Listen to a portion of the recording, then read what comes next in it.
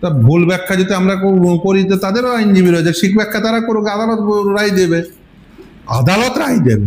এর আগে দেখেছেন এসএসসি মামলায় আমরা বলেছি, তাদের আইনজীবী ছিল, তারা বলেছে, উভয় পক্ষের আইনজীবীদের মধ্যে যে বক্তব্য ছিল সেই বক্তব্যের প্রেক্ষিতে দাঁড়িয়ে তার সেই আইনি ব্যাখ্যার উপর দাঁড়িয়ে আদালত মনে করেছে যে ব্যাখ্যাটি সঠিক, সেই ব্যাখ্যা অনুযায়ী আদালত রায় প্রদান করেছে।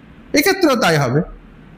আমাদের খুব পরিষ্কার কথা যে সুপার নিউমেরিক পোস্ট এটা ক্রিয়েট করা হয়েছে after expiry of the panel. After expiry of the panel কখনোই নিয়োগ হতে পারে, নাম্বার 1।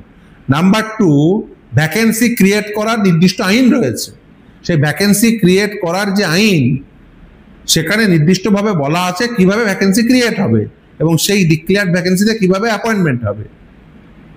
আপনি ক্ষমতায় আছেন বলে, কিছু ভোট পেয়ে ক্ষমতা পেয়েছেন বলে আপনি যা ইচ্ছা তাই করতে পারেন না। আপনার মনে হলো যে আমার ছেলেমেয়েরা দুটো পয়সা নিয়ে নিয়েছে, তাই ওই ঘুর পথে কাউকে ওই সুপার নিউমেরিক পোস্ট ক্রিয়েট করে চাকরি দাও, এটা কখনো হতে পারে না। অ্যাক্ট, এই কথাবার্তা কখনোই বলা যায় না। এই সাংবিধানিক আদালতের বিরুদ্ধে এই ধরনের কথাবার্তা যারা বলছেন তারা নিতান্তই, আমি বলবো যে তারা মূর্খামির পরিচয় রাখছেন, এবং এই অবোধের মতো কথাবার্তা বলা, এই অর্বাচীন কথাবার্তার কোনো মূল্য নেই। যারা বলছেন তারা অ্যাকচুয়ালি এই সাংবিধানিক আদালতের যে গরিমা সেটাকে নষ্ট করছেন। নিশ্চিতভাবে চাইলে আদালত কন্টেম্পচুয়াস অ্যাক্ট হিসেবে ধরে নিয়ে এদের বিরুদ্ধে আদালতের ব্যবস্থা গ্রহণ করতে পারে, কিন্তু আমি আদালতকে বলবো নিশ্চিতভাবে প্রতিটি ক্ষেত্রে যদি আদালত কন্টেম্প করতে থাকে, এরকম রাস্তায় দাঁড়িয়ে কে কি বললো তাদেরকে কগনিজেন্স আদালত নেবে, এরকম বিষয় নেই। রাস্তায় দাঁড়িয়ে যার যা ইচ্ছা হচ্ছে প্রলাপ বকে দিচ্ছে, ফলে এর প্রলাপের কি মূল্য আছে? প্রলাপ ছাড়ার কিছুই নেই। তাদের বিরুদ্ধে মামলা লড়ছে, তাদের কাছ থেকে কি করে?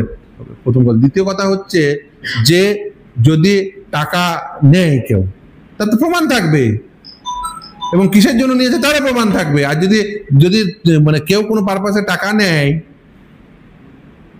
তার বাইরে সেই টাকা আদায় করারও ব্যবস্থা আছে, আইনে এই প্রভিশন রয়েছে, মানি শুট করুক। যদি কেউ কারোর কাছ থেকে টাকা নেয়, মানি শুট করবে টাকা আদায় করার জন্য।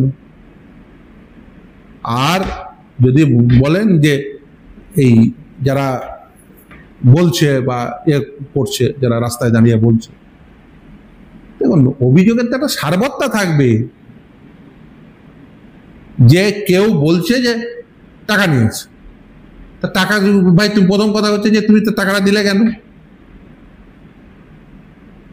তোকে প্রথম কথা প্রমাণ করতে হবে যে তুমি টাকাটা দিয়েছো,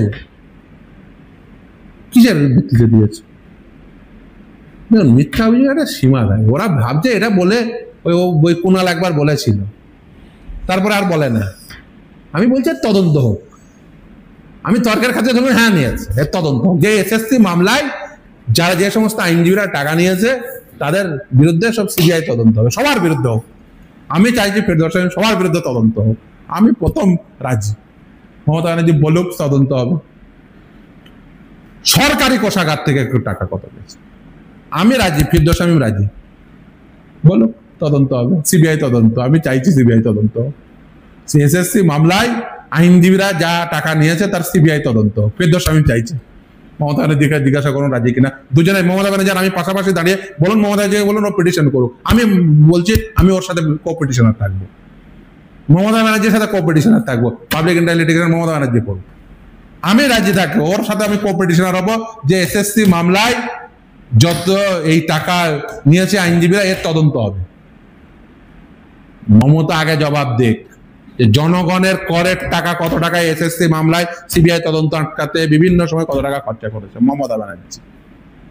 দুটো তৃণমূল কর্মী পাঠিয়ে ভাবছে এরা বললে কোনো কিছু করে তো হলো না, পায়ে পড়ে হলো না, পায়ে পড়তে চাইলো, পায়ে পড়া নিলাম না, ড্রাইভারের পায়ে পড়েছে। আমার কথা ছেড়ে দিন, আমার ড্রাইভারের পায়ে ধরার জন্য ড্রাইভারের পায়ে ধরতে চেয়েছে। যারা ড্রাইভারের পায়ে ধরতে চায়, এবার আমার ড্রাইভার পায়ে ধরতে দেয়নি।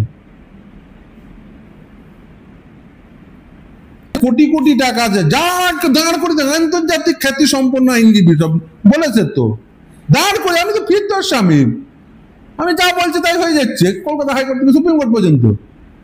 আরে ভাই আইনগত কথা আমরা শুধু বললেই তো সেটা আইন হয়ে যায় না। রাজ্য চালিয়ে কি হবে? ফিরদৌস আমিন দাঁড়িয়ে যা বলছে তাই হয়ে যাচ্ছে, রাজ্য চালাচ্ছে কেন? দুর্বল সরকার। ফিরদৌস আমিন যা বলছে সেটাই হয়েছে। তো মমতা ব্যানার্জি কি করছে তাহলে?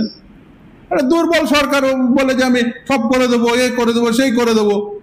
আছে কিসের জন্য সরকারে? ছেড়ে দে, পালিয়ে যাক। ফিরদৌস আমিন যা বলবে তাই হবে, যদি সেটা যদি আইন হয়। তো মমতা ব্যানার্জি কিসের জন্য আছে? ছেড়ে ছেড়ে ইয়েতে পালিয়ে যাক, দেশত্যাগ করে যাক। আমি যা বলে দেবো সেটাই যদি আইন হয়ে যায়, তাহলে ও আছে কিসের জন্য? মানে আমি দাঁড়িয়ে বলে দিলে সেটা আইন হয়ে যায় কখনো?